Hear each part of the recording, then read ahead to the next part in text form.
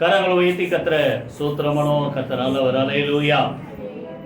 ஒரு 10 நாளைக்கு முன்பாக, கிட்டத்தட்ட ஒரு 2 வாரம் முன்னாடியே ஆண்டவர் என் இருதயத்தில் ஒரு சத்தியத்தை பேசினார். ஒரு வார்த்தை என் இருதயத்தில் ஆண்டவர் சொல்லிக்கிட்டே இருந்தார். அதை தான் இன்றைக்கி நம்ம பார்க்க போகிறோம். முதல்ல ஒரு வசன வாசி, ஏசாயா 33ஆம் அதிகாரம் எடுத்துங்க. ஏசாயா 33, 837 பேஜ், 837 பக்கம், 33ஆம் அதிகாரம் 10ஆம் வசனம். இப்பொழுது எழுந்தருளுவேன், இப்பொழுது உயருவேன், இப்பொழுது மேன்மைப்படுவேன் என்று கர்த்தர் சொல்லுகிறார். ஆண்டவர் என்ன சொல்றார் சொல்லுங்க? இப்பொழுது, நவ், இப்போ என்ன செய்வேன்? நான் எழுந்தருளுவேன், இப்பொழுது நான் உயர்ந்திருப்பேன், இப்பொழுது நான் என்ன செய்வேன்? மேன்மைப்படுவேன், மகிமைப்படுவேன். ஆக்சுவலாக இந்த வார்த்தை தீர்க்கதரிசனமாக சொல்லப்பட்ட ஒரு வார்த்தை பாருங்கள், நமக்கும் உண்டு. ஆனால் அதில் நல்லா ஆராய்ஞ்சு பார்த்தா பிற்காலத்தில் இனியும் நடக்க போகிற காலத்தில் நடக்க போகிறது. புரியுதா? அவர் வருகையின் போது அவர் எப்படி பூமியை நியாயந்திருப்பார் அதை குறித்தும் சொல்கிறார். சரியா? எல்லாமே ஒவ்வொரு வார்த்தை ஆண்டவர் சொல்கிறார். நான் உங்களுக்கு சொல்லுகிறதை, புரியுதா, உங்கள் எல்லாருக்கும் சொல்கிறேன்னா அர்த்தம், அவருக்கு அங்கே நேரில் யாரை பார்த்து சொல்கிறாரோ அது நமக்கும் உண்டு. சரியா? இப்போ ஆண்டவர் சொல்கிறாரு, இப்பொழுது எழுந்தருளுவேன். அவர் எழுந்தருளும் போது என்னென்னலாம் நடக்க போகுது, புரியுதா? எந்தெந்த சூழ்நிலையில ஆண்டவர் எழுந்தருளுகிறார், அதை தான் இன்னைக்கு நம்ம என்ன செய்ய போகிறோம்? பார்க்கணும். சரியா? நல்லா கவனிங்க. ஆண்டவர் உங்கள் மத்தியில் எழுந்து அருளணும்னா ஒரே வார்த்தையில் நீங்கள் சொல்லுங்கள், ஏதாவது என்ன செய்யணும்? நீங்கள் என்ன செய்யணும்? ஆண்டவர் உங்கள் மத்தியில் ஏதாவது சொல்லுங்க, உங்களுக்கு மனசில் என்ன தோணுச்சு? ஆண்டவர் உங்கள் மத்தியில் எழுந்தருளணும்னா நீங்கள் என்ன செய்யணும்? நம்ம சொல்லலாம், துதிக்கணும். ஒருத்தர் சொல்கிறாங்க துதிக்கணும். கரெக்டா? அடுத்தது வேற யாரும் யோசிக்க மாட்டீங்களோ? ஜெபம் பண்ணணும். சொன்னவங்களே சொல்கிறீங்க, துதிக்கணும், ஜெபம் பண்ணணும். அடுத்தது கர்த்தர் எழுந்தருளணும். நான் முதல்ல நீங்கள் எந்திரிக்கணும். கரெக்டா? நீங்கள் என்ன செய்யணும்? எந்திரிக்கணும். நீங்கள் பாட்டு நல்லா தூங்கி ஆண்டவரை தேடாத, உங்களுக்கு அவருக்கும் சம்மந்தமே இல்லைன்னா எங்கே எழுந்தருளுவார்? புரியுதா? எத்தனை பேர் புரியுது? எனக்கு பிடித்த ஒரு பகுதி, அடிக்கடி நான் சர்ச்சில் சொல்கிறேன். புரியுதா? அண்ணாளுக்கு ஒரு குறை என்ன இல்லை, பிள்ளை இல்லை. அந்த கூட இருக்கிற சக்களத்தை என்ன செய்வான்? குத்தி காட்டுவான். அப்படிதான் விசனப்படுத்துவாள். இந்த என்ன பண்ணும்? அழுதுகிட்டே இருக்கும்.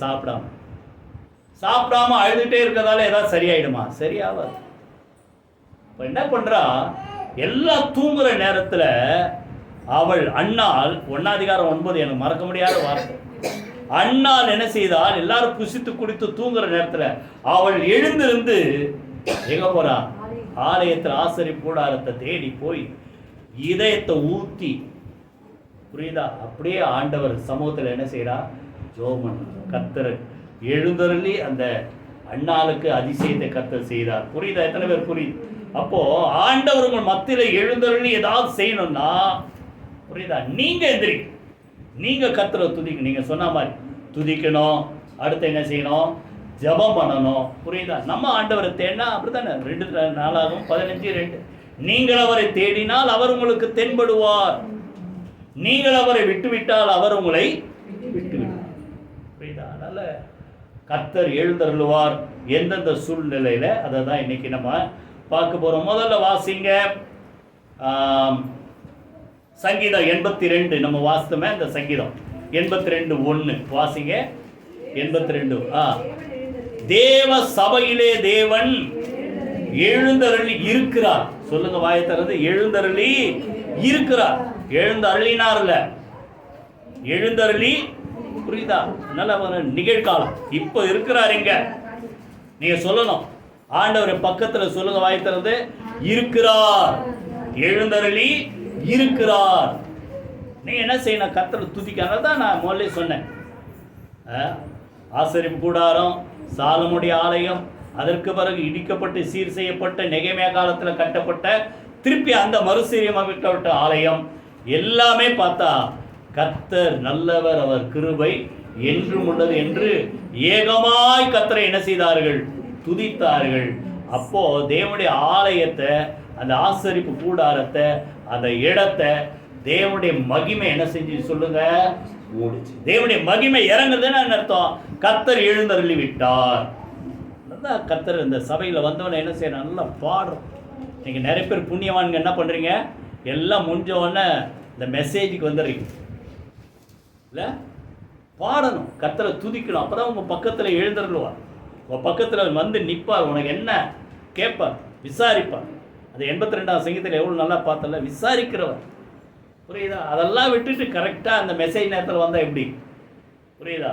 கர்த்தரை துதிக்கணும். இஸ்ரவேலின் துதிகள் நடுவில் சொல்லுங்க, வாசம் பண்ணுகிற தேவரை சொல்லுங்க, பரிசுத்த சபையிலே எழுந்தருளிக்கிறார், நியாயம் விசாரிக்கிறார். சரியா? இப்போ ஒரு சில வசனத்தை வாசிங்க. 132ஆம் சங்கீதம் எடுத்துங்க. சபையில தேவன் எப்படி எழுந்தருளி என்ன செய்யறார்? 132ஆம் சங்கீதம் 7-8 வாசிங்க. அவருடைய வாசஸ்தலத்துக்குள் பிரவேசித்து அவர் பாதபடி, இந்த தேவ ஆலயத்தை தேடி நம்ம வந்திருக்கிறோம். இது அவருடைய வாசஸ்தலம். நம்ம உள்ள வந்து அவர் பாதம் சொல்லுங்க, வாயத்திறந்து, வானம் எனக்கு சிங்காசனம், பூமி எனக்கு பாதபடி. புரியுது? எந்த இடத்துல அவர் தேடி நீங்க வரீங்களோ அது அவருடைய பாதம்.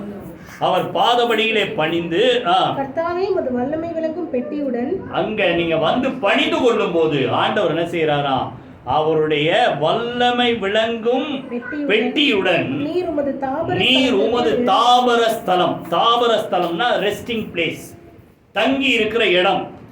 எங்க தங்கி இருக்கிறாரு? பின்னால சொல்றாரு பாருங்க. கர்த்தர் சீயோனை 13 சொல்றாரு, சீயோனை தெரிந்து கொண்டு அது தமக்கு வாசஸ்தலமாகும்படி விரும்பினார். தேவ ஜனங்க எங்க கூடி இருக்கிறாங்களோ அங்க விரும்புறார் கர்த்தர். எதுக்கு? அங்க தங்கி இருக்கும்படி. புரியுதா? இது 14 சொல்றாரு பாருங்க, இது என்றென்றைக்கும் வாசிங்க, நான் தங்கும் இடம், இதை நான் விரும்பினபடியால் இங்கே வாசம். அப்ப நல்லா கவனிங்க, சபையிலே கர்த்தர் எழுந்துறார். ஏன்? விரும்பி வரார். சொல்லுங்க, வாய் திறந்து, விரும்பி வரார், தங்கி இருக்கிறார். புரியுதா? இங்க வாசம் பண்ணுவேன். அப்படி வந்த சபையில எழுந்தருளி வாசம் பண்ணுகிற ஆண்டவர் என்ன செய்யறார் பாருங்க. 15 வாசிங்க. அதன் ஆகாரத்தை நான் ஆசீர்வதித்து வருவேன், அதன் ஏழைகளை நான் அப்பத்தினால் திருப்தியாக்குவேன். நல்லா கவனிங்க, ஆகாரத்தை ஆசீர்வதிப்பேன். ஆகாரம்ன்றது புரியுதா? நீங்க கையில் பிரயாசமும் ஆகாரம் தான். பிரயாசத்தை நீ உங்க வேலை, வருமானம் எல்லாத்தையும் கர்த்தர் ஆசீர்வதிப்பார். எல்லாத்துக்கும் மேல ஆண்டவர் அந்த வார்த்தையின்படி ஆகாரம் எது தெரியுமா? இந்த தேவனுடைய சொல்லுங்க, வார்த்தை. மனுஷன் மத்திய 4 அதிகாரத்தில் சொல்றாரு, உபாக 8 அதிகாரத்தில் சொல்றாரு, மனுஷன் அப்பத்தினால் மாத்திரமல்ல தேவனுடைய வாயிலிருந்து சொல்லுங்க புறப்படுகிற ஒவ்வொரு வார்த்தையினாலும் பிழைப்பான். புரியுதா? அருமையான அந்த தேவனுடைய வார்த்தை. அந்த வார்த்தை எனக்கு கிடைத்த உடனே என்ன செய்த, அதை உட்கொண்டேன். வசனத்தை எத்தனை பேர் சாப்பிட்றீங்க? சாப்பிட்றேன்னா அர்த்தம் அப்படின்னு நான் இப்போ பேப்பரை படித்து சாப்பிட முடியும் அப்படி இல்லை. அதை படிக்க படிக்க அதை தான் நமக்கு உணவு, அது பலன். புரியுதா? அந்த வார்த்தை நமக்கு ஆகாரம் சொல்றாரு. அந்த ஆகாரத்தை நான் இங்க வர ஒவ்வொரு வார்த்தை கர்த்தர் செய்வார் சொல்லுங்க, ஆசீர்வதிப்பார். அதன் ஏழைகளை அப்பத்தினால் திருப்தி ஆக்குவேன். எதனால திருப்தி ஆக்குவார் சொல்லுங்க? 2 வகை. ஒரு பிரயாசம் ஆசீர்வதிக்கப்படும். நீங்க திருப்தியா சாப்பிடுவீங்க, அப்படிதான் போடுங்க. நீங்கள் சம்பூர்ணமாய் சாப்பிட்டு உங்களை அதிசயமாய் நடத்தி வந்த உங்கள் தேவனா கர்த்தருடைய நாமத்தை என்ன செய்வீங்க? துதிப்பீர்கள். அப்ப இந்த வார்த்தையினாலும் கர்த்தர் துதிப்பார். பிரயாசத்தை கர்த்தர் ஆசீர்வதித்து திருப்தியாக அனுபவிக்க கர்த்தர் உதவி செய்வார். கைகளை வைத்து கர்த்தர் சுத்திரமானோமா. புரியுதா? அப்போ தேவன் எழுந்தருளார். எங்க? சபையில். எதோட எழுந்தருள்கிறார் சொல்லுங்க? அவருடைய பெட்டியுடன். அப்படித்தானே போட்டுது,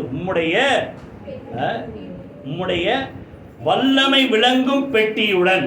அப்படின்னா அர்த்தம் தேவனுடைய பிரசன்னம் தான் அந்த பெட்டி. பெட்டிக்குள்ள என்ன இருந்தது? தேவனுடைய வார்த்தை.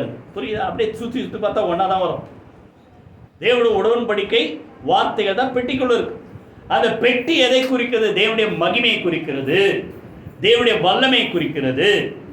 புரியுதா? அப்போ நல்லா கவனிங்க. அந்த உடன்படிக்கை பெட்டி தேவனுடைய பிரசன்னம் எவ்வளோ வல்லமை நிறைந்ததுன்னா, நீங்கள் ஒரு சம்பவத்தை நீங்கள் நோட் பண்ணீங்க, நான் சொல்கிறேன்.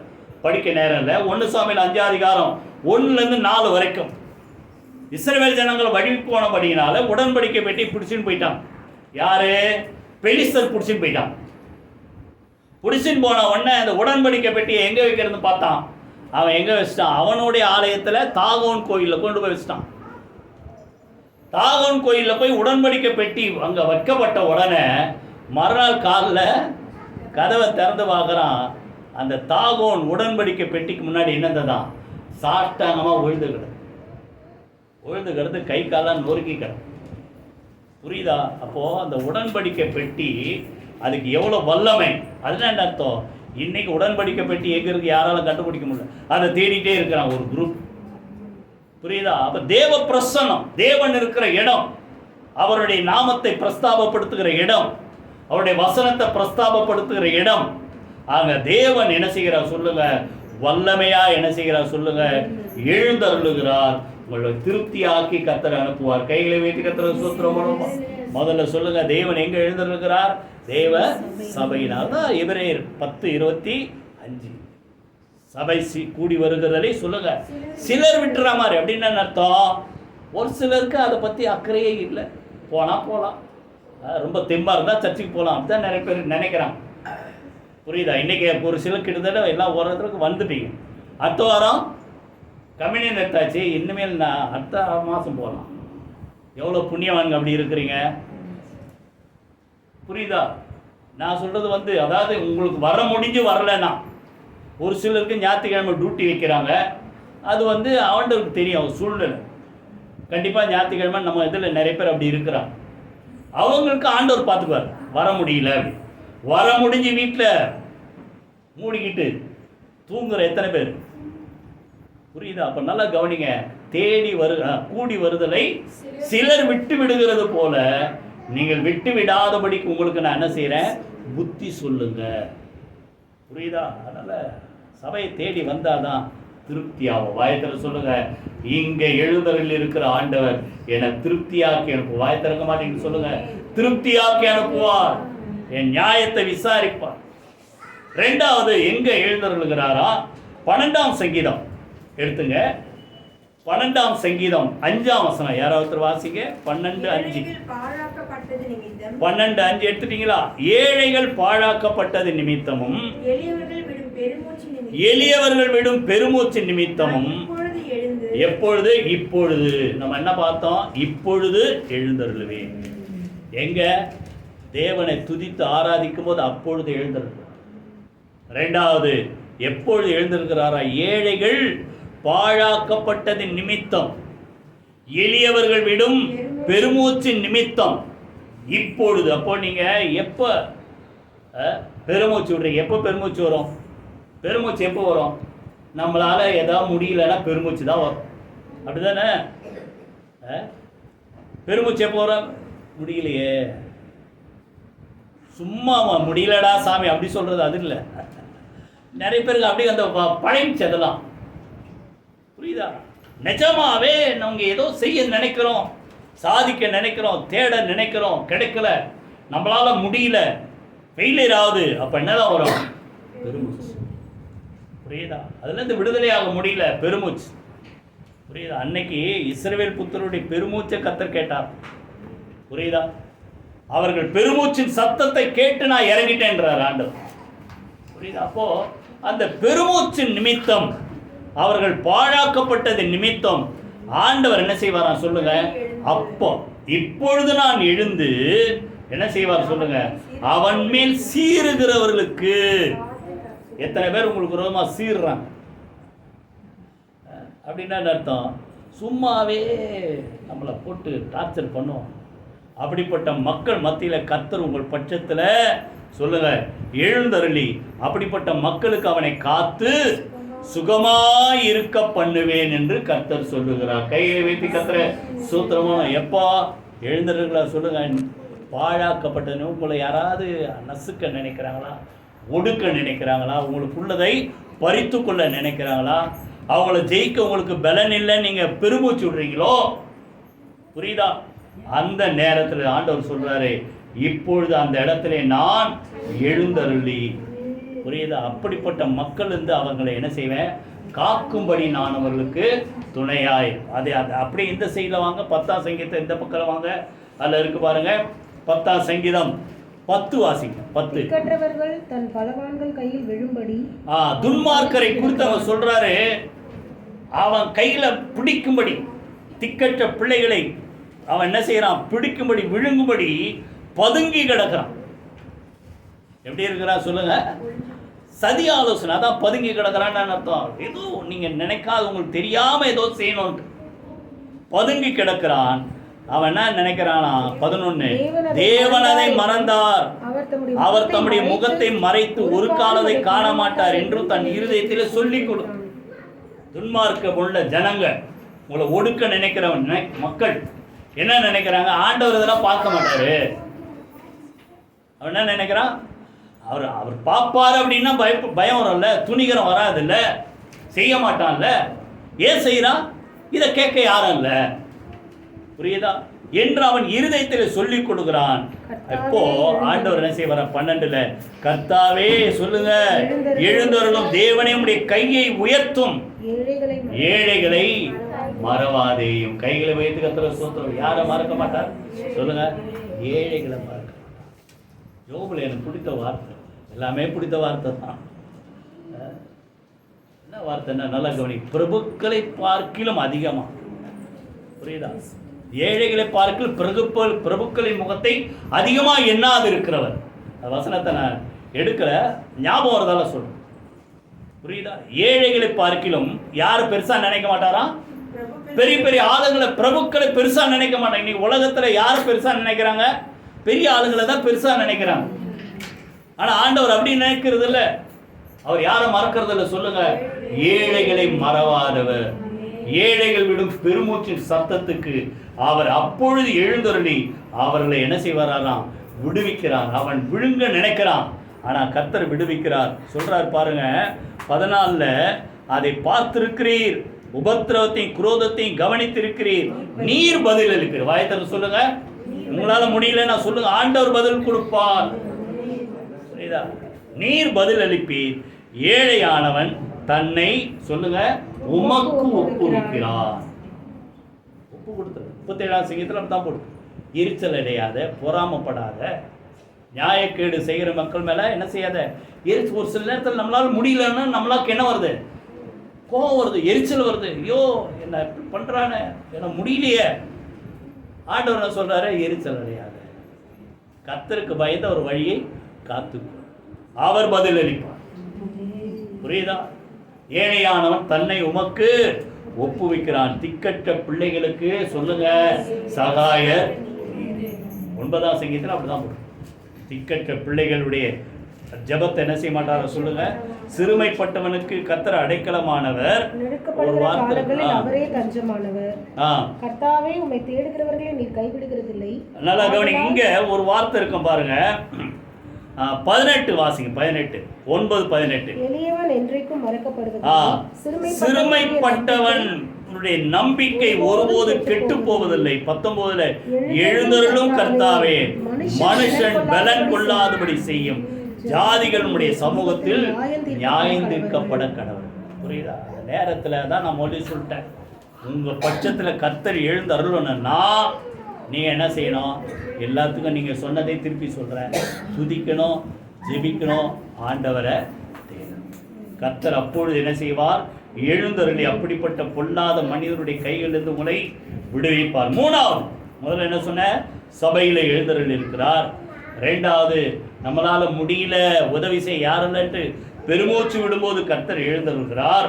3வது 68ஆம் சங்கீதம். 68ஆம் சங்கீதம் 1, 2 வசனம் வாசிங்க. 68ஆம் சங்கீதம் 1ஆம் வசனம் 2ஆம் வசனம். தேவன் எழுந்தருளுவார், அவருடைய சத்துருக்கள் சிதறுண்டு, அவரை பகைக்கிறவர்கள் அவருக்கு முன்பாக சொல்லுங்க ஓடி போவாங்க. புரியுதா? தேவன் எப்ப எழுந்தருளார் சொல்லுங்க? சத்துருக்கள் பெருகும் போது கர்த்தர் எழுந்தருளுவார். அவருடைய சத்துருக்கள் என்ன செய்வாங்க சொல்லுங்க? ஓடி போவாங்க. பின்னால எப்படி ஓடி போவாங்களா? 12 வாசிங்க. 2 புகை பறக்க அடிக்கப்படுவது போல அவர்களை பறக்கடிப்பி, மெழுகு அக்கினிக்கும் உருகுவது போல துன்மார்க்கர் தேவனுக்கு முன்பாக. அக்கினிக்கு முன்னால மெழுக ஒன்னல்ல தண்ணியா உருகி இருந்த இடம் தெரியாம போயிடும். புரியுதா? கர்த்தர் சொல்லுங்க, சத்துருக்களை சிதறடிக்க, வாய்த்தர் சொல்லுங்க, சத்துருக்களை சிதறடிக்க தேவன் எழுந்தார். சிறுமைப்பட்டவனை 35ஆம் சங்கீதத்தில் ஒரு வார்த்தை 10, சிறுமைப்பட்டவனை அவனிலும் பலவானுடைய கைக்கும் சிறுமையும் எளிமையுமானவனை கொள்ளையிடுகிறவனுடைய கைக்கும் விலக்கி விடுவிக்கிறதுல உமக்கு ஒப்பானவர் யார் கர்த்தாவே? புரியுதா? அப்போ சத்துருக்களை எழும்பி நம்மளை அழிக்க நினைக்கும் போது கர்த்தர் என்ன செய்கிறார் சொல்லுங்க? எழுந்தருளுகிறார். சத்துருக்கள் என்ன செய்வார்கள்? வாய்த்தரு சொல்லுங்க, சிதறடிக்கப்படுவார்கள், ஓடி போவார்கள். புகை பறக்கடிக்கிற மாதிரி எங்கேயும் தெரியாது, எங்க போச்சுன்னே தெரியாது. புகை பார்த்தீங்கன்னா ஒரு சில நேரத்தில் அப்படியே வரும், அப்புறம் அது எங்கே போச்சா வானத்தில் கலந்துடும். புரியுதா? அதை போல கர்த்தர் என்ன செய்வார் சொல்லுங்க? சத்துருக்கள் பெருகும் போது தாவீது சொல்றாரு, என் சத்துருக்கள் எவ்வளோ பேரா? ஞாபகம் இருக்கா? யாருக்கா படிச்சிருக்கீங்களா? என் தலைமடியில ஜாஸ்தி இருக்கிறான். ஆண்டவர் சொல்றார், நம்மளால முடியாது, எண்ண முடியாது. நான் அர்த்தம் கவுண்ட்லெஸ், எண்ண முடியாத அளவுக்கு சத்துருக்கள் பெருகி இருக்கிறார்கள். ஆனால் அவர்கள் நடுவில் நீங்க ஆண்டவரை நம்புங்க, கர்த்தர் உங்களுக்காக யுத்தம் செய்வார். கைகளை வைத்து கர்த்தர் சுத்திரம் பண்ணுவோமா? யோசபாத் அப்படிதான் சொல்றார், எங்களுக்கு என்ன இல்லை, பலன் இல்லை, நாங்கள் செய்வது இன்னதென்று அறியாதிருக்கிறோம். ஆசாவும் சொல்றார், பலம் உள்ளவனுக்காகிலும் பலன் அற்றவனுக்காலும் உதவி செய்கிறது உமக்கு லேசான காரியம். சத்ருவை பார்த்து பயப்படாதீங்க. சத்துருக்களை சிதறடிக்கிற ஆண்டவர் உங்கள் பக்கத்தில் வாய்தல் சொல்லுங்க, எழுந்தருளி இருக்கிறார். இப்போ நம்ம நினைக்கிறோம் கர்த்தர் எழுந்தருளி எனக்கு உதவி செய்வார், சத்துருக்கள் சிதறடிக்கப்படும். புரியுதா? இத சத்ரு சொல்லுவான். புரியுதா? வாசிங்க யாத்ராகமம் 14:24. யாரோ ஒருத்தர் வாசிங்க. யாத்ராகமம் 14:24. கிழக்கு வெளுத்து வரும் ஜாமத்தில் கர்த்தர் அக்கினியும் மேகமான ஸ்தம்பத்திலிருந்து எகிப்தியரின் சேனையை பார்த்து அவர்கள் சேனையை கலங்கடித்தார். அவருடைய ரதங்களிலிருந்து உருளைகள் கழலவும் அவர்கள் தங்கள் ரதங்களை வருத்தத்தோட நடக்கவும் பண்ணினார். நல்ல கவனிங்க. அப்போ 25 அவர்களுடைய ரதங்களிலிருந்து உருளைகள் கழலும் அவர் தங்கள் ரதங்களை வருத்தத்தோட நடத்தவும் பண்ணினார். அப்பொழுது எகிப்தியர் இஸ்ரவேலை விட்டு ஓடி போவோம். சத்ரு சொல்றான், இவங்களை விட்டு என்ன செய்யலாம்? ஓடி போலாம். ஆனா வரும்போது அவன் என்ன சொல்லி வந்தான்? தொடருவேன், பிடிப்பேன், கொள்ளையாடி பங்கிடுவேன், என் ஆசை அவர்களில் திருப்தியாகும் அப்படின்னு அவனை அழிச்சாதான்டா நான் திருப்தின்றான். அப்படிப்பட்ட சத்துருக்களை பார்த்து பயப்படாதீங்க. சத்துருக்களை சிதறடிக்க உங்க பக்கத்துல வாயத்தில் சொல்லுங்களேன், கர்த்தர் எழுந்தருளுகிறார். அவன் சொல்றான், கர்த்தர் இவங்களுக்காக யுத்தம் செய்யறபடினால நம்ம என்ன செய்யலாம்? எகிப்தியர் இஸ்ரவேலர் விட்டு என்ன செய்யலாம்? நம்ம ஓடி போலாம். கர்த்தர் அவர்களுக்கு துணை நின்று எகிப்தியருக்கு விரோதமாய் யுத்தம் பண்ணுகிறார். சத்துரு சொல்லுவா, எனக்கு விரோதமா ஆண்டவர் வந்துட்டார், இனிமேல் இவங்களை என்ன செய்ய முடியாது, ஜெயிக்க முடியாது, ஓடி போவோன்னு அவன் சொல்லுவான். புரியுதா? நீங்க இப்போ சொல்லாதீங்க ஓடிப்போ சொல்ல தேவையில்லை, சொல்லாதீங்க இல்லை, சொல்ல தேவையில்லை. ஆண்டவர் உங்கள் பக்கத்தில் எழுந்தருளி விட்டால் எத்தனை சத்துருக்கு எப்பேற்பட்ட ஆளா இருந்தாலும் அவன் ஓடி போவான். அவனே சொல்லுவான், ஓடி போயிடுவோம். புரியுதா? இன்னொரு வசனம் நீங்க வாசிங்க. 48ஆம் சங்கீதம் 48ஆம் சங்கீதம் வாசிங்க. 4ஆம் வசனம் யாராவது ஒருத்தர் இடுங்க. 48:4. ராஜாக்கள் கூடிக்கொண்டு ஏகமாய் கடந்து வந்தார்கள். அப்படின்னா அர்த்தம், ஒரு தேவ ஜனத்துக்கு விரோதமா எத்தனையோ ராஜாக்கள் கூடிக்கொண்டார். புரியுதா? யோசபாத்துக்கு விரோதமா அன்னைக்கு 3 ராஜாக்கள் வந்தாங்க. யார்? ஏதோமியர், அம்மோன் புத்திரர், மோவாபியர். அது போல எத்தனையோ பேர் ஒன்னா வருவாங்க. புரியுதா? அவர்கள் கூடிக்கொண்டு ஏகமா வரும்போது என்ன நடக்குது?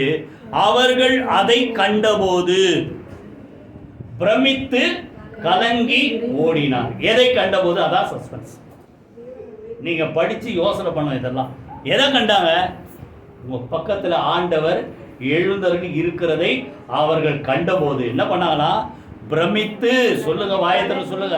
பைபிள் படிக்கும் இப்படிலாம் யோசனை பண்ணி படிங்க. அதை கண்டபோது என் பக்கத்தில் ஆண்டவர் இருக்கிறார் அவன் பார்த்து என்ன செய்யறான்?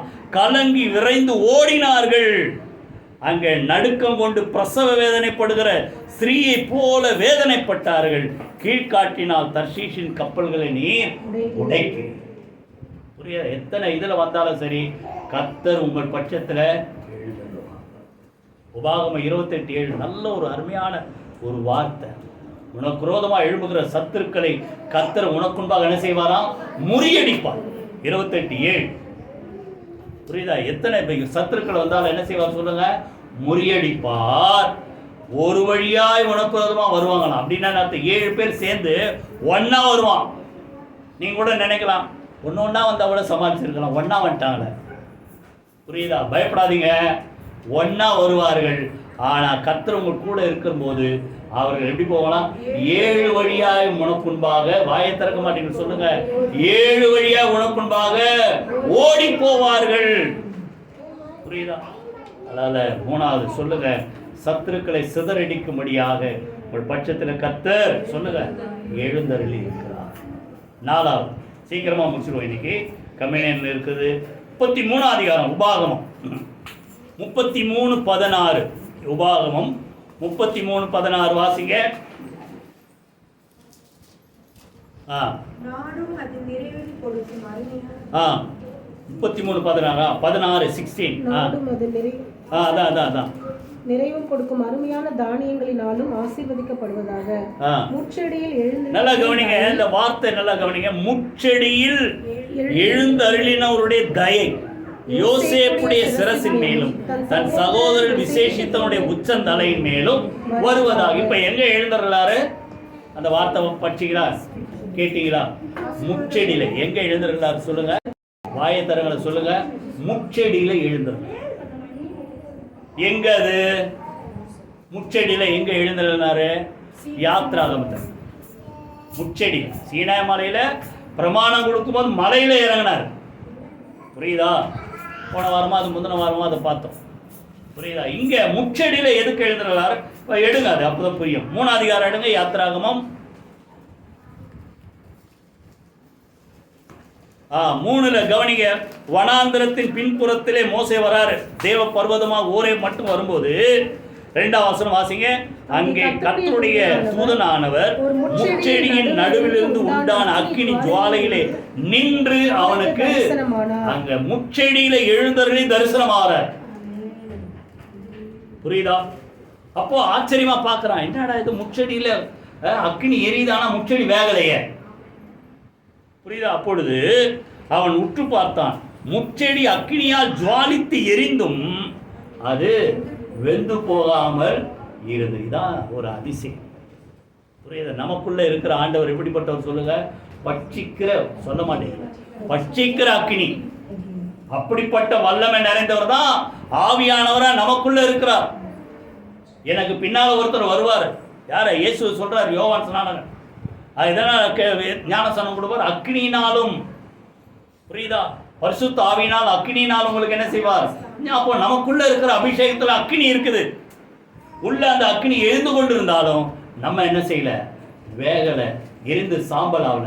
அதே போல அங்க முச்செடியில எரிந்து ஜுவாலிக்கிற அக்னியை போல ஆண்டவர் இறங்கினாலும் அந்த முச்செடி என்ன செய்யல? எரிந்து வெந்து போல சாம்பல் ஆகல. அப்பதான் ஆண்டவர் சொல்றார். இப்பதான் பாயிண்ட். முச்செடியில எதுக்கு எழுந்தருளினார்னா ஆண்டவர் சொல்றாரு. 4ஆம் வசனம் வாசிங்க.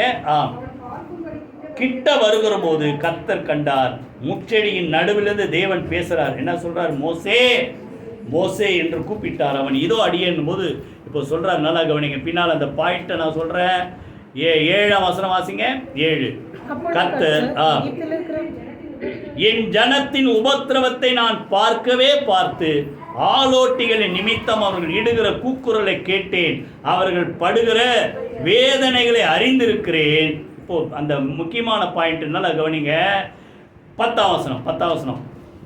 இனி இஸ்ரவேல் புத்திரராகிய என் ஜனத்தை எகிப்திலிருந்து அழைத்து வரும்படி உன்னை பார்வோனிடத்திற்கு அனுப்புவேன், வா. சொல்லுங்க. எதுக்கு எழுந்திருந்தார்? மோசேக்கு ஒரு திட்டத்தை கொடுக்கும்படி. சொல்லுங்க. மோசேக்கு ஒரு பிளான், இல்லைன்னா ஒரு ஊழியத்தை, ஒரு மிஷன். புரியுதா? ஆண்டவர் மோசேக்கு ஒரு ஊழியத்தை கொடுத்தார். என்ன ஊழியம்? போய் அங்க எகிப்தில் அடிமைத்தனத்தில் இருக்கிற மக்களை விடுதலையாக்கி, பார்வோன் கையிலிருந்து விடுதலையாக்கி, நான் வாக்குத்தத்தம் பண்ணின எந்த இடம்? கானான் தேசம், பாலும் தேனும் ஓடுகிற கானான் தேசத்துக்கு நீ போய் என்ன செய்யணும்? அழைத்து வரணும். இந்த ஊழியத்தை நான் உனக்கு கொடுக்குறேன், நீ வான்ட்டு முச்செடியில எழுந்தருளி அவனுக்கு ஒரு ஊழியத்தை கர்த்தர் கொடுத்தார். கைகளை வைத்து கர்த்தர் ஸ்தோத்திரம் பண்ணுவோமா? இப்ப அங்க முச்செடி அக்கினி பற்றி எறிந்தாலும் சாகல. அதே போல நமக்குள்ள ஆவியானவர் சொல்லுங்க இருக்கிறார். நம்ம இன்னும் உயிரோடு இருக்கிறோம். இப்ப நமக்கு ஒரு ஊழியத்தை ஆண்டவர் கொடுக்குறாரா இல்லையா? சொல்லுங்க. மார்க்கு வாசிங்க. மார்க் 16 அதிகாரம் 15 இருந்து யாராவது ஒருத்தர் வாசிங்க. மார்க்கு 16:15. பின்பு அவர் அவர்களை நோக்கி, அதாவது அன்னைக்கு இருந்த சீஷர்களை நோக்கி, அது இன்னைக்கு நமக்கும், நீங்க என்ன செய்யுங்க? உலகம் எங்கும் போய் சர்வ சிருஷ்டிக்கும் சுவிசேஷத்தை பிரசங்கியுங்கள்.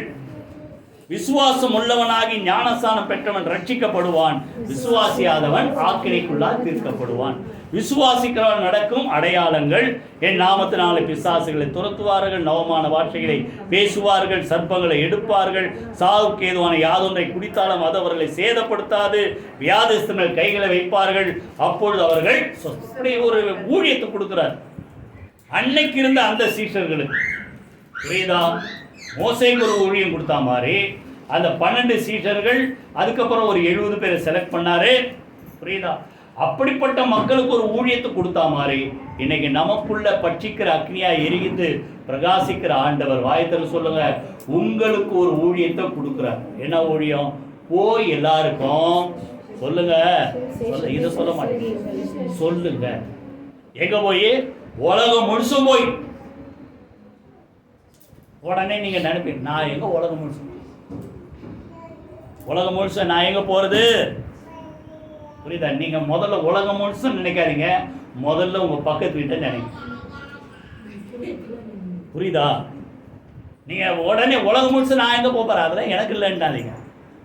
நீங்க முதல்ல பக்கத்து வீடு போய் சுவிசேஷம் சொல்லுங்க, ஆண்டவரை பத்தி சொல்லுங்க, உங்களுக்கு செஞ்ச நன்மை சொல்லுங்க, எப்படி இந்த உங்களோட ஆண்டவர் பாவத்தை மன்னித்து எப்படி உங்களை மாத்தினாரு, உங்க குடும்பத்தில் எவ்வளவு அதிசயம் செய்கிறாரு, அதை சொல்லுங்க.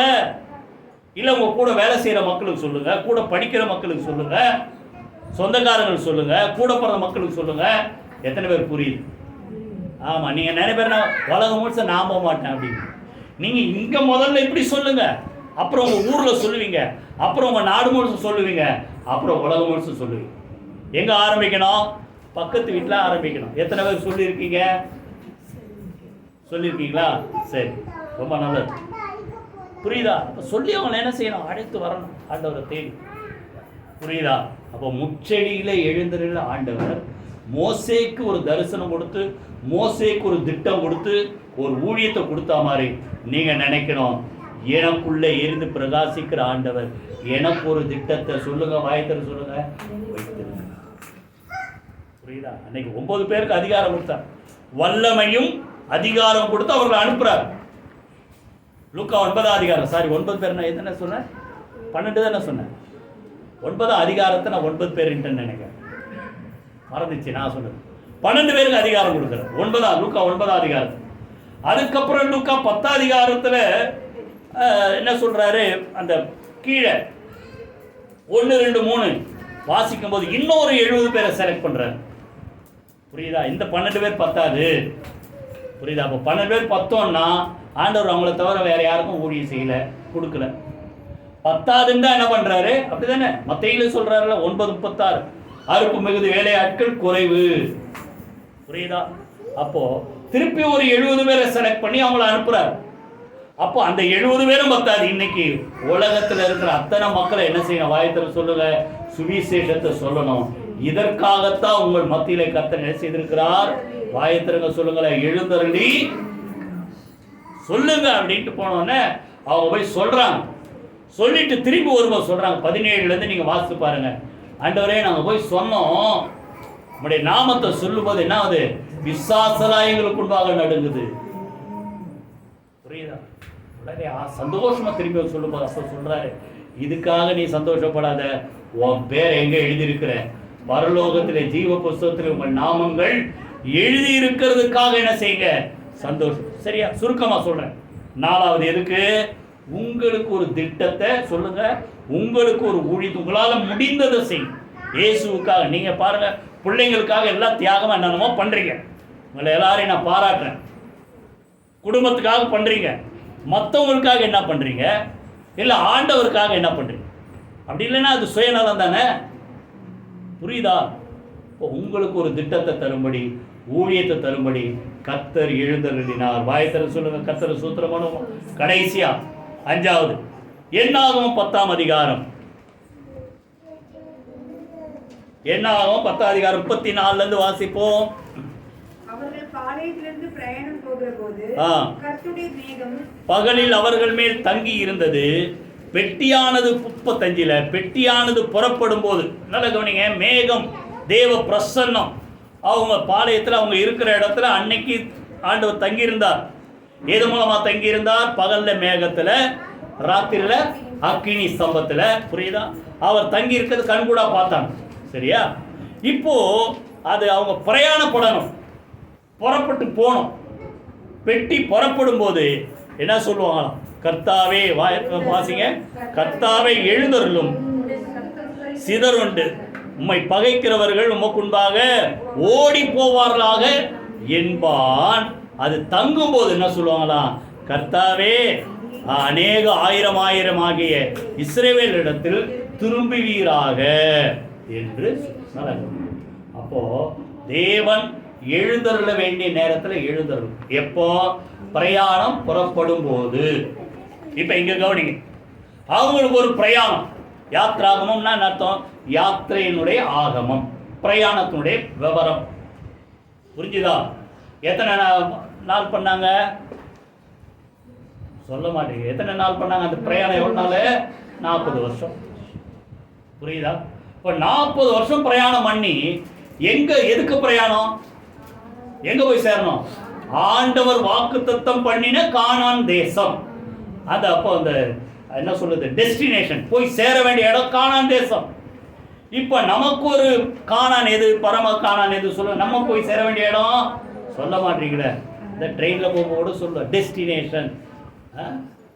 எனக்கு எந்த அது கடைசியாக போகும்போது திருவள்ளூர்னு சொல்லும். புரியுதா? அப்போ உங்க வாயில சொல்லிக்கிட்டே இருக்கணும் டெஸ்டினேஷன் எங்க சொல்ல மாட்டீங்களே. எங்க போய் சேரணும்? ஆமா, நான் அங்க போய் சேர வேண்டிய ஆளு. புரியுதா?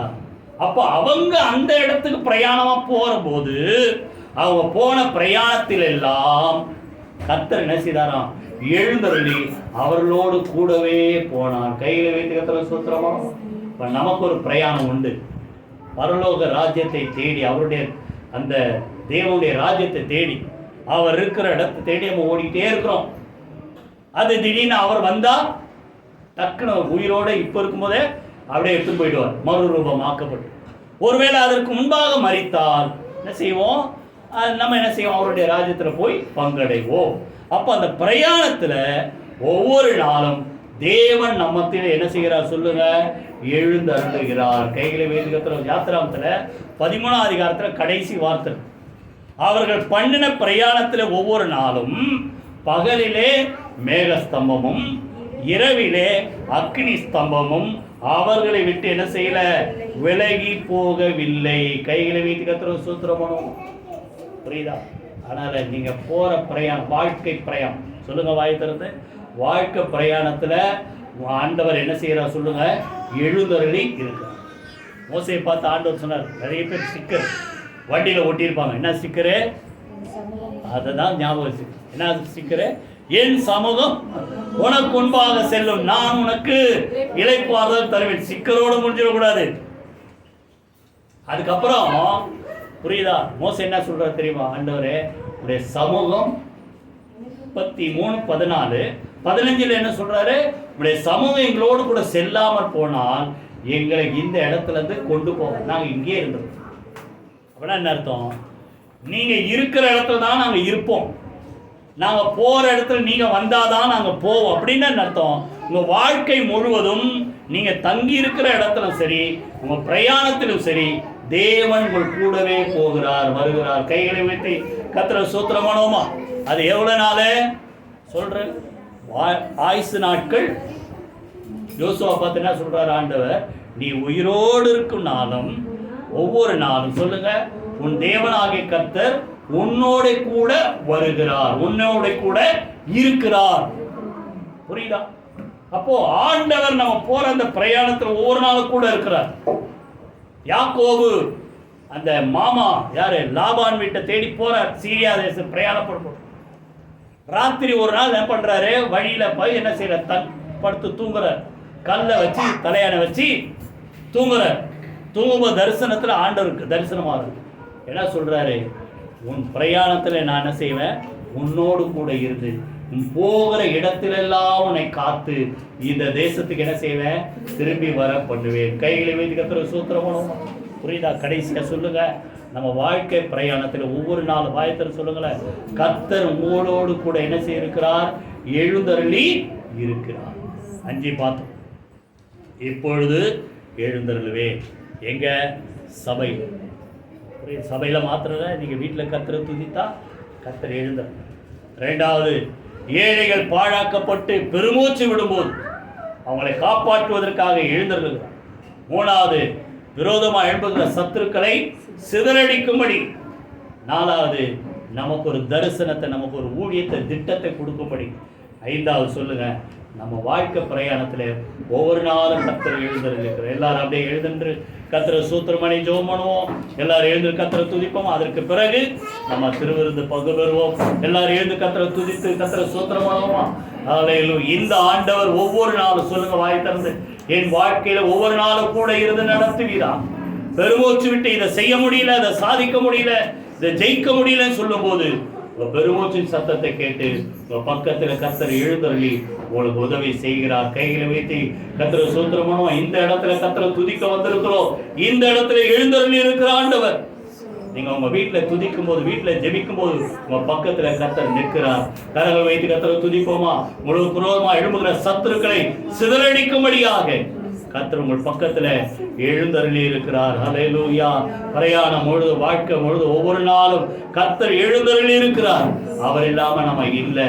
ஹல்லேலூயா. நன்றி செலுத்துவோம். கர்த்தரை துதிப்போம். ஆண்டவரே, உம்முடைய நாமத்தை நாங்கள் உயர்த்துகிறோம். இப்பொழுது எழுந்தருளுவேன், இப்பொழுது உயர்வேன், இப்பொழுது மேன்மைப்படுவேன் சொன்ன நம்முடைய வார்த்தைப்படி தேவ சபையில் எழுந்தருளி இருக்கிற ஆண்டவர் ஒவ்வொரு குடும்பத்திலும் ஒவ்வொரு நாளும் கூட இருந்து கர்த்தர் நடத்துகிறார். வாழ்க்கை முழுதும் கரம் பிடித்து நடத்துகிற ஆண்டவர் ஒவ்வொரு நாளும் அவருடைய கர்த்தாவே அந்த வாழ்க்கை பிரயாணத்தில் பரலோக ராஜ்யத்தில் வந்து சேருகிற வரைக்கும் ஒவ்வொரு நாளும் கர்த்தர் கூட இருந்து நீர் நடத்துவதற்காக நன்றி செலுத்துகிறோம்.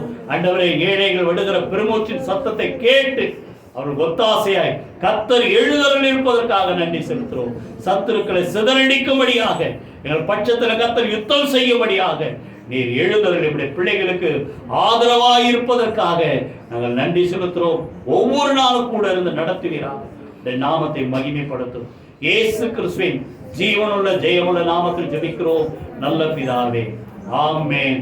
நம்முடைய கர்த்தராகிய இயேசு கிறிஸ்து கிருபை, பிதாவாகிய தேவனுடைய அன்பும் பரிசுத்த ஆவியானவருடைய அந்யோன்ய ஐக்கியம் நாம் அனைவரோடு சகல பரிசுத்தவான்கள் அனைவரோடு ஆண்டவராகிய இயேசு கிறிஸ்து வருகை இருப்பதாக. ஆமென்.